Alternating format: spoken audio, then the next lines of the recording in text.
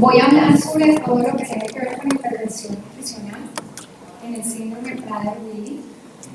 Es importante tener muy en cuenta que ese diagnóstico precoz y esa intervención nutricional a tiempo es lo que nos va a dar un adecuado pronóstico y una prevención de estas comorbilidades que se presentan en esta enfermedad.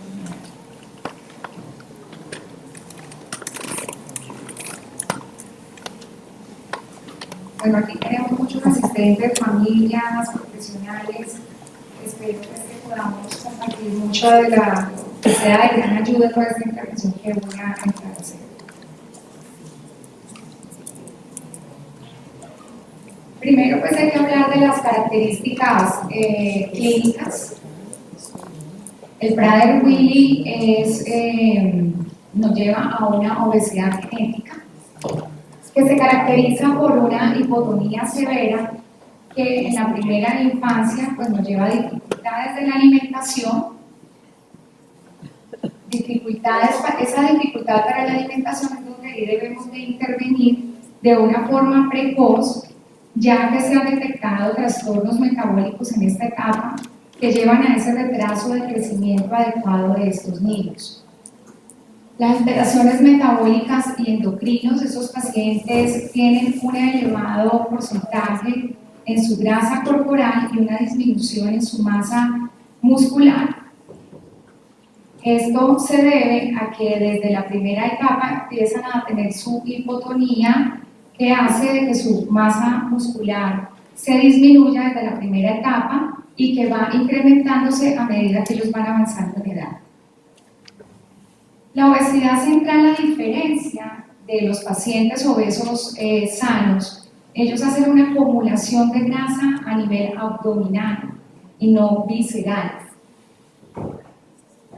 Y por su disminución también en su aporte o en la hormona de crecimiento, la tendencia de ellos a hacer osteoporosis, porque hay una disminución en su densidad ósea.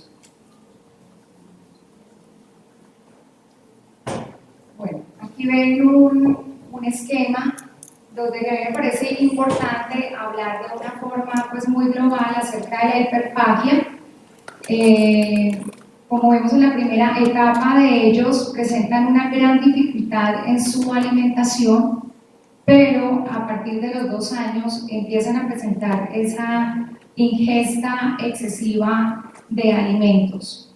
La hiperfagia del todo no está muy bien estudiada, pero se cree que es debido a una alteración en el hipotálamo, en el núcleo arcuato, que es el principal centro regulador del apetito, donde participan múltiples neuronas que están moduladas por señales especialmente periféricas del tracto gastrointestinal, como son el estómago, el intestino, el páncreas, y donde también participan, donde hace parte un balance de hormonas y péptidos que van más hacia el incremento del apetito y a una disminución de señales de saciedad.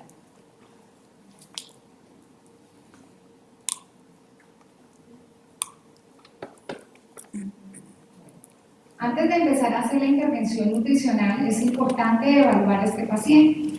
¿Qué debemos de tener en cuenta en la consulta? Tener muy presente hacer una adecuada antropometría, estudios bioquímicos y alimentarios que voy a ir especificando. En la parte alimentaria es importante entrevistar a la familia de cómo son esos aportes nutricionales, cuál es el consumo y poder analizar cómo está esa condición nutricional de ese niño. Si está deficiente o hay excesos, y para poder después individualizar ese esquema nutricional. La valoración de obstáculos, hay muchos obstáculos en el consumo y en la absorción que hacen parte de este proceso. Muchos son problemas físicos, problemas en la absorción. Si el paciente está presentando náuseas o diarrea, algún tipo de trastorno gastrointestinal, hay que tenerlo muy presente en ese manejo individualizado. Si el paciente prefiere más otros alimentos que otros, el lugar donde usualmente consume esos alimentos. Identificar esos alimentos y las bebidas consumidas, me refiero es hacer un condensado, hacer un reporte, anotar absolutamente todo lo que la familia registra durante la entrevista, que cuántas comidas incluyen un día, qué es lo que más prefiere consumir el paciente, cantidad, si agrega grasas, si utiliza qué porción es la que está consumiendo. Y todo esto condensa lo que es una anamnesis alimentaria, es un recordatorio alimentario durante 24 horas para lograr identificar cómo es esa ingesta del paciente. La interpretación y asesoría, pues de acuerdo a todo esto que acabamos de mencionar, pues ya voy a individualizar ese esquema nutricional y voy a dar el requerimiento que este paciente necesita. En cuanto a la antropometría, es muy importante tener en cuenta de utilizar tablas de curvas de crecimiento y desarrollo para estos niños. Usualmente uno en la consulta se encuentra que estos niños son valorados con curvas o con gráficas de niños normales. Hay unas gráficas específicas para niños Prader-Willi. No sé si se alcanza a ver para determinar ese estado nutricional. Quizás en la primera etapa utilizamos gráficas normales por la Organización Mundial de la Salud, pero después de los 2 años sí debemos de utilizar estas gráficas que aquí.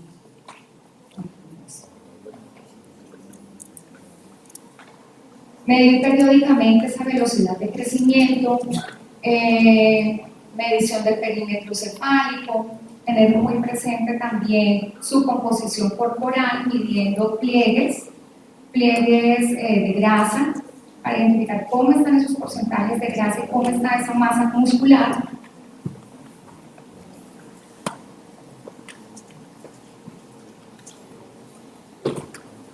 Con esta antropometría, pues yo también voy a tener un diagnóstico de cómo está ese estado nutricional para poder individualizar el plan de tratamiento. Las pruebas bioquímicas, importantísimas, para ver si hay alteraciones metabólicas, que por la obesidad podemos lograr identificar muchas veces.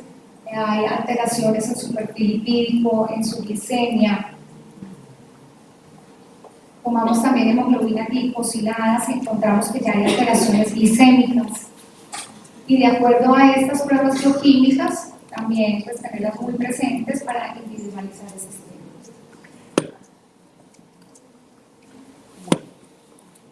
En cuanto al abordaje nutricional, es importantísimo mencionar que el Prader-Willi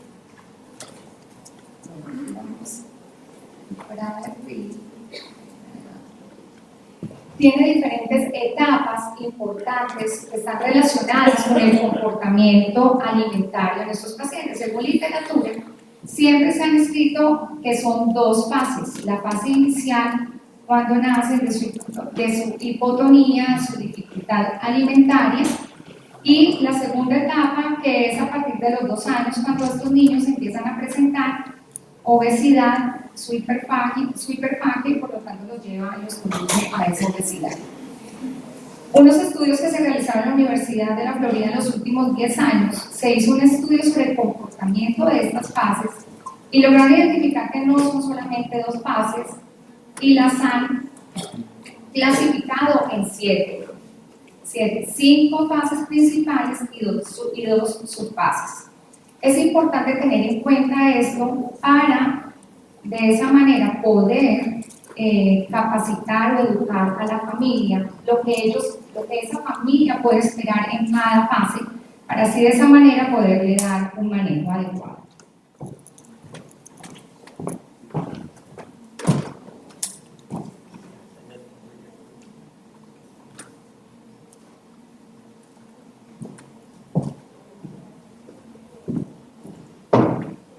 Bueno, esa primera fase, o la fase llamada la fase 0, Es la fase prenatal, donde hay una disminución de los movimientos fetales.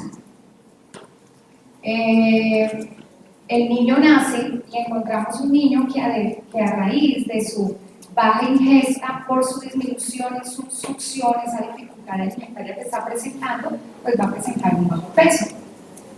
La fase 1A, que es la hipotonía, empieza ya con la dificultad en la alimentación, ya se nota, ya es muy notorio esa dificultad alimentaria. 1B, un crecimiento adecuado, todavía no hay dificultades en su alimentación. En la 2A, que son las subfases, un incremento de peso, donde ese apetito está controlado, no hay un exceso en su ingesta. La tercera fase, que es la de la hiperfagia, donde empieza esa ingesta excesiva y una disminución en la sensación de saciedad. Y en la cuarta fase, que es en la edad adulta, donde el apetito ya no es insaciable. Si de pronto ya ha llegado ese paciente a esa etapa, donde se ha manejado adecuadamente esa seguridad alimentaria. Ahora sí, vamos a hablar de la intervención nutricional en cada una de las fases. En la primera fase que les mencioné, pues el niño empieza a presentar una dificultad alimentaria por su debilidad en su succión. Esto hace que probablemente tengamos que utilizar soporte nutricional especializado con sondas nasogástricas, pasando fórmulas especializadas que permitan una recuperación nutricional en estos chiquitos. Este soporte, según los estudios, es que se utilizan tipo de sonda nasogástrica o orogástrica, no más de 4 meses o más de 6 meses. No es necesario utilizar un botón gástrico, porque en esa etapa se espera que ya el niño pueda alimentarse con cuchara. Ya cuando el niño adquiere cierta fuerza en su parte alimentaria, entonces iniciamos la alimentación complementaria. En el caso de ayudas, utilizamos también tetinas especiales o extractores manuales para ayudar a las mamitas a extraer la leche materna, que en muchas ocasiones hay que fortificarla para dar un aporte de alta densidad calórica a estos niños para hacer esa recuperación nutricional.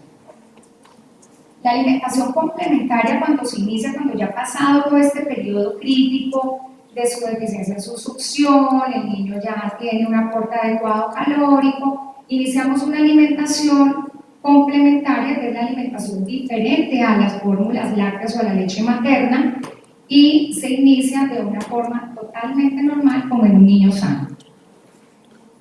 A partir del año de edad, la ingesta calórica debe de ser normal, no hay restricciones calóricas en esta etapa y debe ser fraccionada.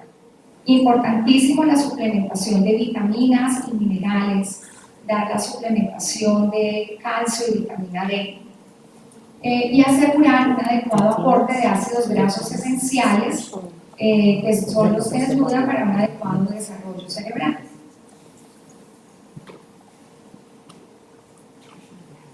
La intervención en la fase, esta es la segunda fase, que es desde los 2 a los 4 añitos de edad, que es donde el paciente ya empieza a presentar ganancia de peso. La dieta debe de hacerse de una forma individualizada, según su talla, según su peso, una adecuada intensidad nutricional. Al hablar de adecuada densidad nutricional, es que debe de ser controlada calóricamente en macronutrientes y micronutrientes. Pues dar un aporte adecuado de grasas, de carbohidratos, de proteínas, pero que en relación a las recomendaciones de la población sana, debe de haber un porcentaje, unas modificaciones de su porcentaje entre un 60-80% de las recomendaciones dadas para la población en esa edad. Bueno, la fibra, importantísimo. Hay estudios que que hablan acerca de la fibra para ayudar a la microbiota intestinal. También porque ayuda a dar sensación de saciedad en esos chiquitos. Se ha hablado de pronto de dar suplementaciones de fibra, pero con alimentos lo podemos manejar, con frutas, verduras, para ayudar a mejorar esta microbiota. Continuamos, seguimos con la suplementación de vitamina de calcio y vitamina D. Bueno, en esta fase, ya que es de la edad de los 4 añitos a los 8 años, ya hay una integración en el ambiente escolar, y aquí es importantísimo esa interacción que hay o esa ayuda de parte de los profesionales que trabajan en el colegio para el manejo de la alimentación de los chiquitos. Un programa, ya deben de ingresar a un programa de actividad física, y ya se debe de empezar una restricción calórica. Aquí yo pongo unas restricciones calóricas de un 30% de grasas, 45-50% de esos hidratos de carbono y de los 20-25% de porcentaje de proteínas, pero esto es muy relativo. Esto igual se individualiza de acuerdo a cada paciente. Yo puedo ir modificando gradualmente de acuerdo a lo que el paciente me va mostrando en relación a su peso. También seguimos con su aporte de fibra, una recomendación de 20 gramos al día.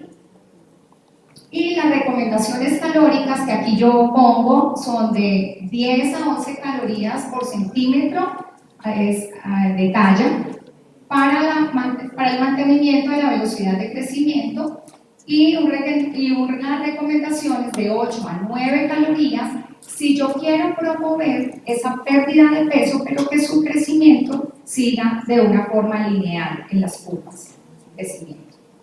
Asegurar siempre un adecuado aporte de vitaminas y minerales. Esto sí, no puede faltar. En esta cuarta etapa o esta cuarta fase, que es pues junté el adolescente y el adulto, sus necesidades son del 60% en relación a las recomendaciones dadas para la población normal.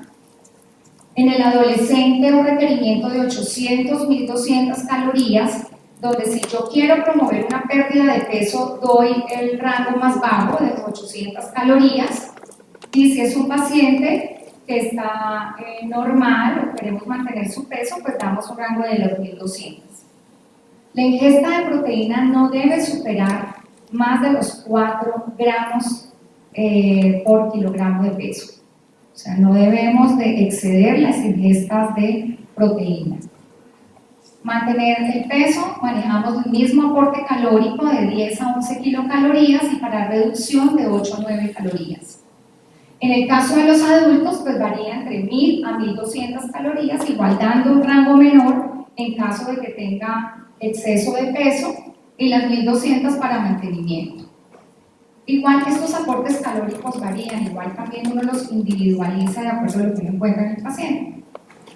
Seguimos con el aporte de fibra, debe ser diario, y un programa de actividad física, ojalá de 30 minutos diarios para poder conservar esa masa muscular.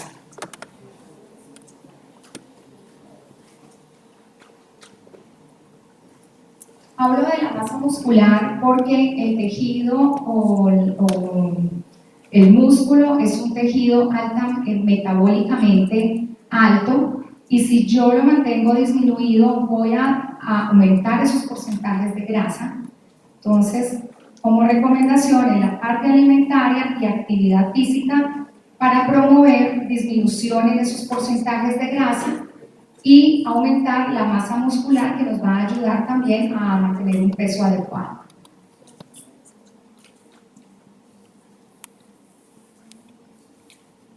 Bueno, voy a hablar algo muy rápido acerca de los últimos estudios o avances que se han realizado. No son estudios nada basados en evidencias, es algo que queda como el incógnito para seguirlo de pronto estudiando y analizando en el gremio médico. La comunidad TREN es una comunidad que tuvo una iniciativa. La comunidad TREN es una red de padres de familias que tienen niños con enfermedades raras y ellos prestaron unos pacientes para realizar un estudio teniendo en cuenta un tipo de dieta cetogénica o terapia cetogénica por intervención de los especialistas en terapia cetogénica, manejado por una nutricionista experta en el tema. De hecho, la parte nutricional debe ser manejada por nutricionistas expertos para dar un adecuado manejo. El estudio se realizó con una terapia cetogénica modificada, donde se ha trabajado en niños con epilepsia refractaria con unos muy buenos resultados, y ellos se preguntaron por qué no manejarlos en los niños con el síndrome Prader-Willi.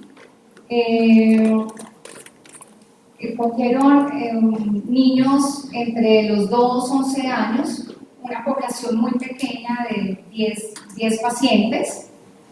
La dieta que dieron consistía en 75% de grasas, 14% de proteína y 11% de carbohidratos, o sea, una ingesta de carbohidratos bastante baja, donde suplementaron esos requerimientos diarios de nutrientes. Y lo que se identificó es que fueron más los reportes positivos que los negativos. Los padres de familia manifestaron que los niños tenían más energía, que les dio más sensación de saciedad. Entonces es algo interesante para entrar a evaluar de que ya estos esquemas alimentarios van más hacia la disminución de la ingesta de carbohidratos y más a elevar la ingesta de grasas y de las proteínas, obviamente teniendo con mucha precaución en el aporte, de no exceder esos 4 gramos. ¿Ya? Entonces, esos hallazgos requieren muchísimos más estudios, ¿ya? Pero de todas formas, en mi experiencia con los pacientes, yo he ido disminuyendo gradualmente el aporte de los carbohidratos, elevando sin tener miedo a la ingesta de las grasas, ingesta de las proteínas en los rangos permitidos, con buenos resultados.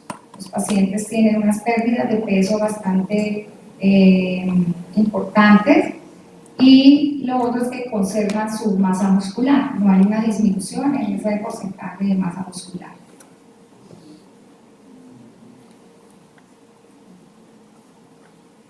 Bueno, estas son herramientas que utilizamos en la consulta.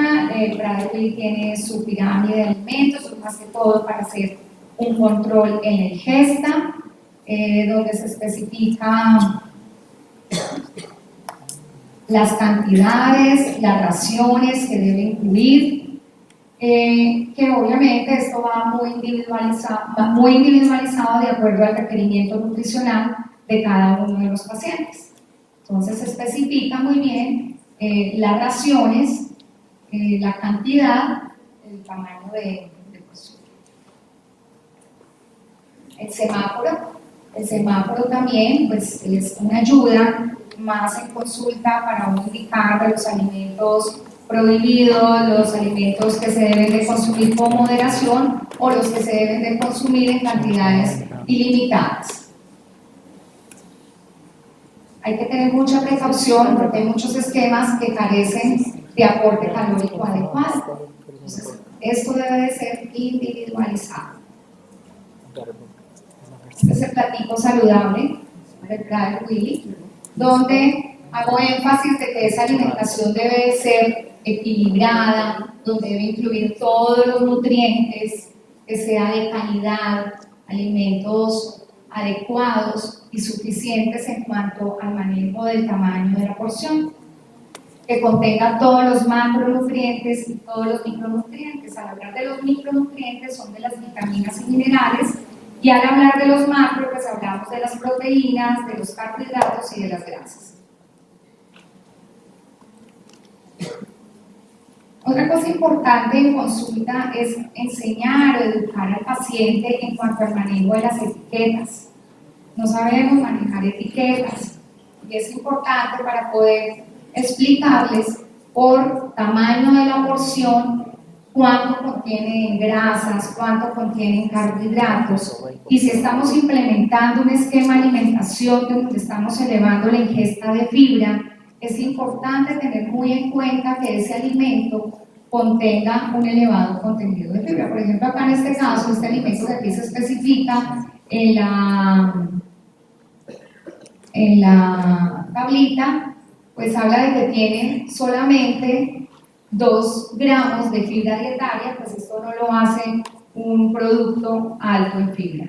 Y usualmente vemos galletas integrales que usualmente se compran o se incluyen en la ingesta porque son integrales, tienen más fibra y los van a ver en la tabla nutricional, no tienen sino 1 o 2 gramos de fibra, realmente es muy, muy baja.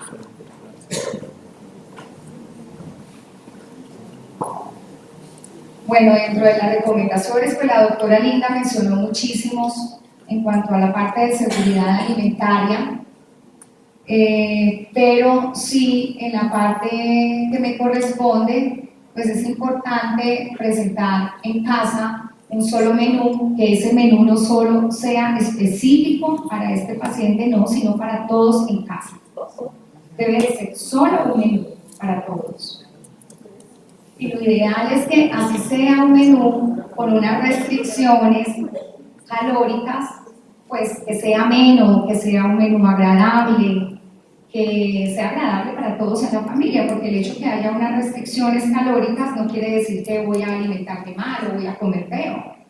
Por eso ahí el papel del nutricionista experto en el tema juega un papel muy importante para poder indicarle a las familias y poderlas educar e indicar cómo deben ser esas preparaciones y darles muchísimas alternativas para que sea más agradable. Evitar esos picoteos en presencia de los niños, pesar preferiblemente las raciones, porque al hacer control de raciones yo estoy haciendo un control calórico. Si yo no peso ese alimento, voy a poner lo que creo que es y probablemente me vaya a elevar el aporte calórico. Entonces, al medir esas porciones, yo estoy haciendo un control calórico. Evitar los distractores en el momento de comer, esto es importantísimo. Tener plena conciencia de comer. Esa plena conciencia es poder integrar todos mis 5 sentidos en el momento en que estoy comiendo. Eso va a generar mucha más sensación de saciedad. Y eso no es solamente para los niños, sino todos en la familia.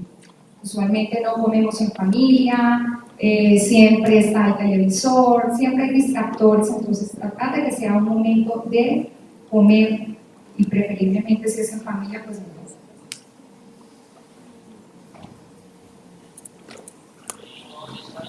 Bueno, en la mesa, como recomendaciones, siempre digo tomar agua antes de la ingesta para elevar o excedernos en consumo, no consumir jugos, no tomar jugos, no incluirlos dentro de la dieta, preferiblemente incluir la fruta, ahí le estamos dando un aporte importante de fibra. Los jugos son de alta densidad calórica, y van a generar nomás ganancia de peso. Realmente en un jugo yo ya estoy perdiendo el aporte de vitaminas y el aporte de fibra. Entonces lo ideal es incluirla. Utilizar vasos recipientes pequeños, cortar la comida en trozos más pequeños, comer despacio para que genere mucha más sensación de saciedad.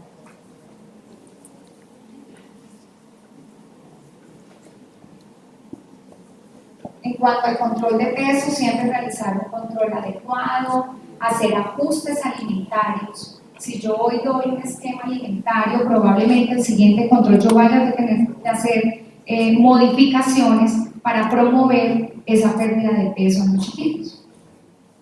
No abusar de los fritos, evitar alimentos altos en grasas, azúcares, miel, panela, golosinas en general, no. Preferiblemente dar los alimentos de su forma natural, preferiblemente no endulzantes artificiales, porque los estudios que hay es que cambian la microbiota intestinal. ¿ya? Y mandan pues al cerebro una idea que no es. Todo lo toman como azúcares y eso lo que está promoviendo quizás es a la ingesta elevada de los carbohidratos complejos.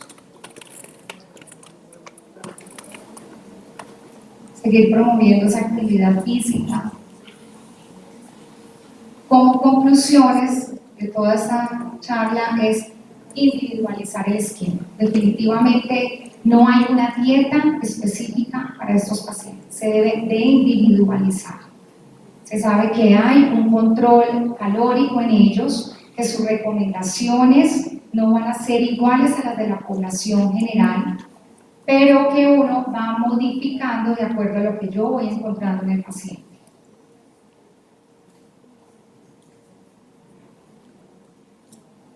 El apoyo familiar, importantísimo.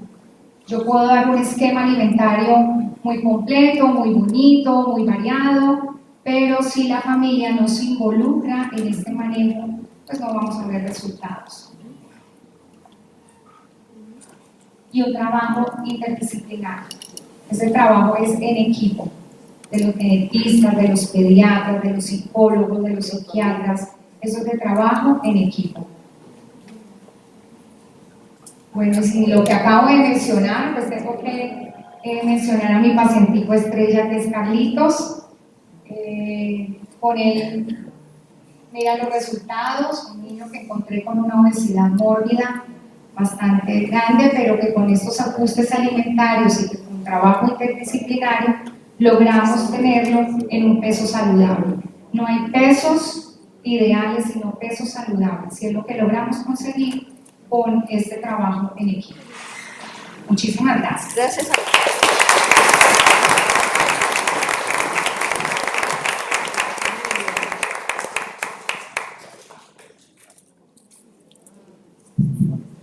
Tenemos preguntas para la doctora Ana.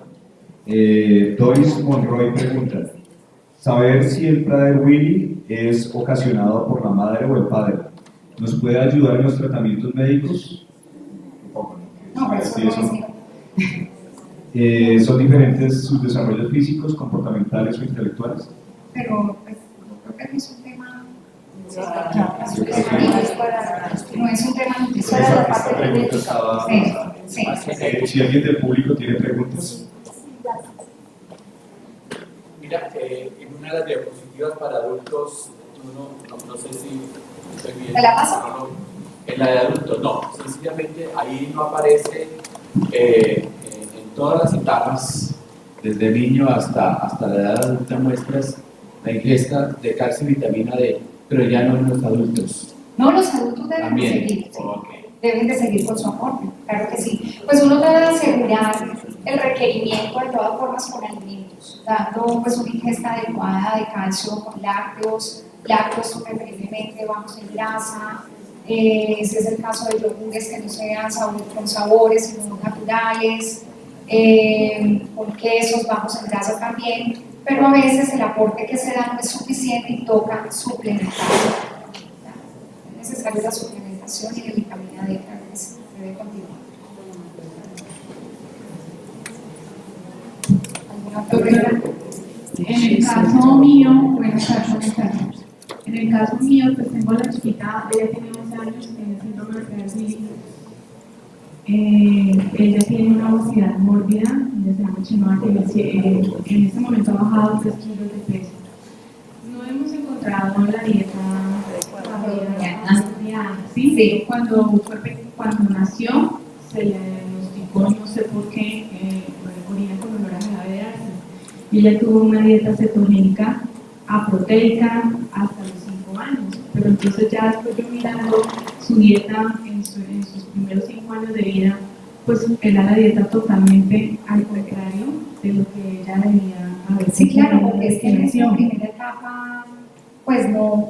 De hecho, hay un estudio frente a los trastornos metabólicos que se generan en esa primera etapa y se habla de las suplementaciones de arginina, de carnitina, que en ellos están muy disminuidos. La ventaja fue que Chenoa se le dio, desde que nació se le dio L-carnitina, se le dio mucha carnitina, sí. se le dio mucha vitamina B, Sí. como todo el complejo de la vitamina D, y se le dio también calcio, Sí. vitamina E, o sea, mucho tiempo se le dio calcio y vitamina D, pues por ese lado nos ayudó mucho, Chenoa es grande y tiene buena masa muscular, pero entonces estamos aquí con mi esposo pensando, bueno,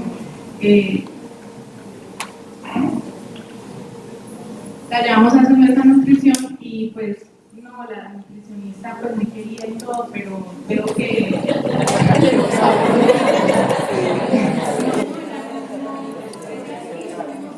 se atrevió y estamos dándole una dieta dura, ¿sí? Sí, claro. Pero, y ha bajado, pero entonces veo que sufre. No, y es importante también, o sea, sí hay restricciones calóricas, pero es importante lograr cubrir esos requerimientos nutricionales. Hay que tener mucha precaución con eso, ¿no? Que no se vaya a ver afectado ese crecimiento, su crecimiento en las curvas que uno espera, ¿no? Entonces hay que tener mucha precaución. Y como mencioné ahora, no hay una dieta específica. El paciente me va a ir dando las modificaciones que yo debo entrar a hacer. Por ejemplo, en el caso de Carlitos, yo no entré a hacer modificaciones severas desde el comienzo. Todo fue muy gradual, ¿ya? Todo fue de una forma gradual. Yo no puedo iniciar pues, una dieta cetogénica, una terapia cetogénica desde el comienzo y todavía no hay estudios. Esto está todavía para seguirlo estudiando y analizando, ¿no?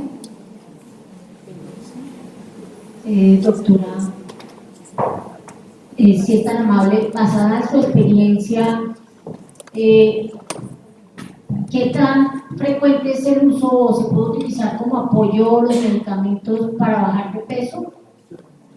No, mira, yo personalmente no los utilizo. Los estudios, no hay nada comprobado que los medicamentos realmente ayuden, ¿ya? Simplemente es con alimentos, fraccionándolo, dando un adecuado aporte de fibra. Con eso yo voy a hacer más que con una medicación, la verdad no. Además porque es algo que a mí no en el área mía no me corresponde. Tema de medicación no, solamente alimentos. ¿Ya? Pero dentro de los estudios o lo que he leído es que definitivamente no hay estudios comprobados que nos ayuden en ellos a la pérdida de peso o al control de esa hiperplasia. Gracias. Doctora, usted mencionó algo muy importante y fueron los probióticos, las bacterias buenas versus las bacterias no buenas. Entonces, yo pensando en algún adolescente que haya sido diagnosticado tardíamente y que haya recurrido a mucha comida chatarra, definitivamente las bacterias que puede tener su colon, su intestino, no deben ser las ideales, ¿no? Por decir algo, si tiene muchos hongos, pues los mismos hongos le pedirán el azúcar. Entonces, es un antojo de los hongos. Ahora, ahí, así como en los obesos han determinado, la persona obesa han determinado que predominan los firmicutes, ¿no? las bacterias que son firmicutes y en los delgados bacteroides.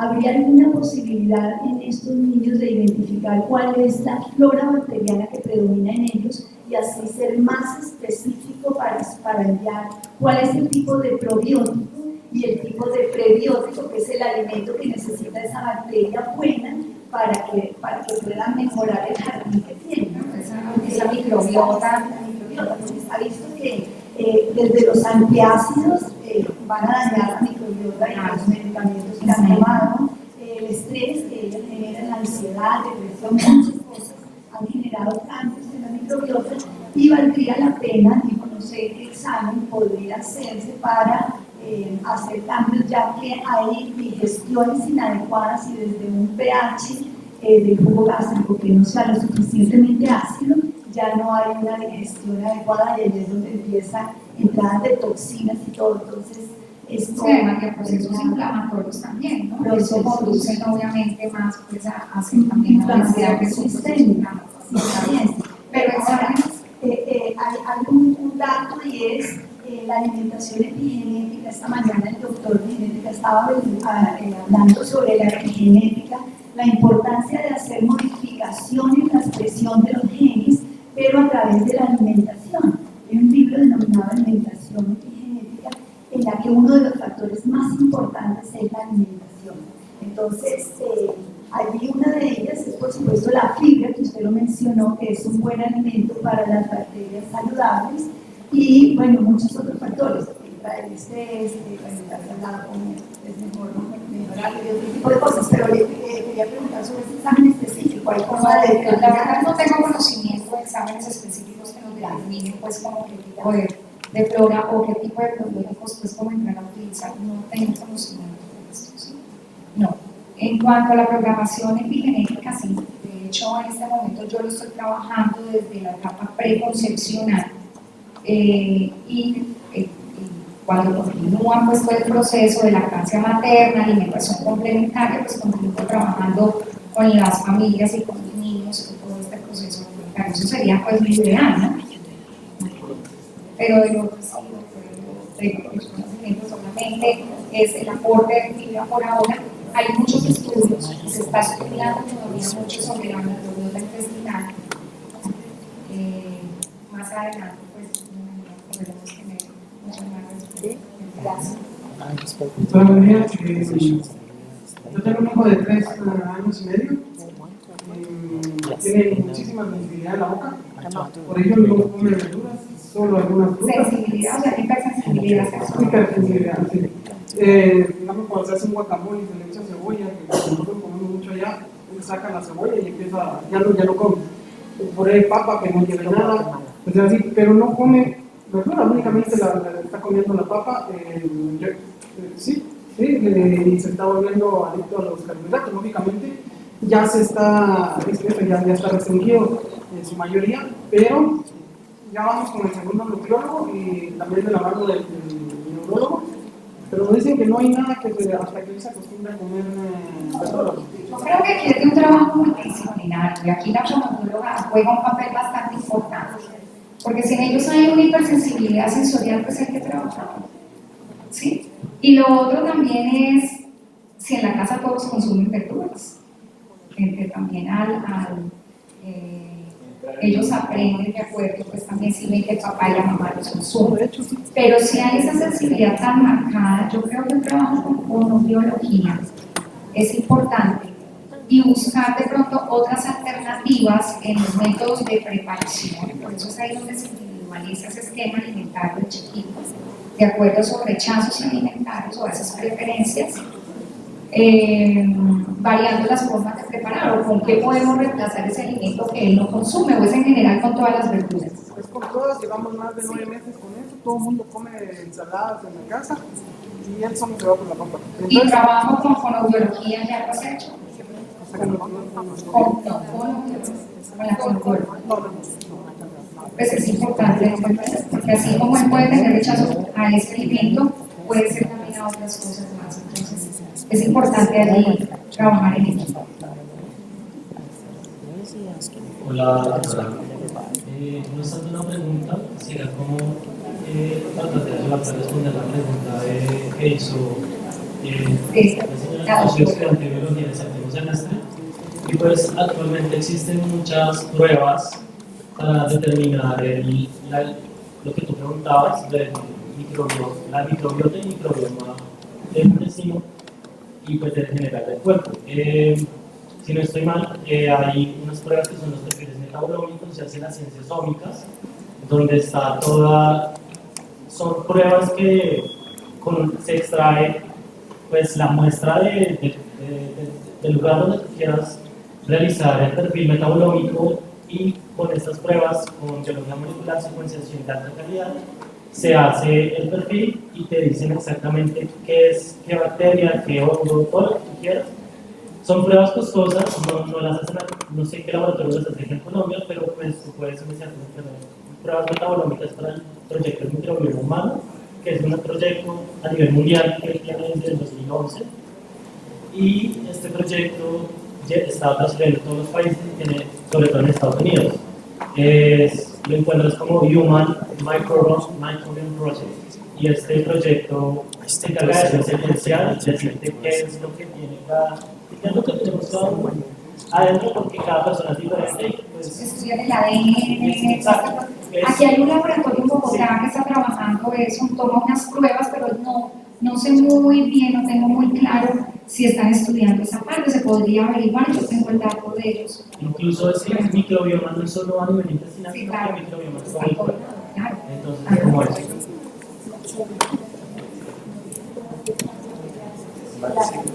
Hoy en día están hablando del segundo cerebro y el segundo cerebro es el intestino, justamente, porque se encuentran las bacterias en el intestino y neuronas en el intestino y bacterias en el cuerpo, por eso son las inflamaciones sistémicas. Pero muy interesante, ahora quería hablar una cosa de las facultades de odontología que pueden ayudar mucho a estos niños, porque hay clínicas del bebé donde pueden estimular, ¿no? Hacer estímulo de la lengua nomás tiene 17 músculos.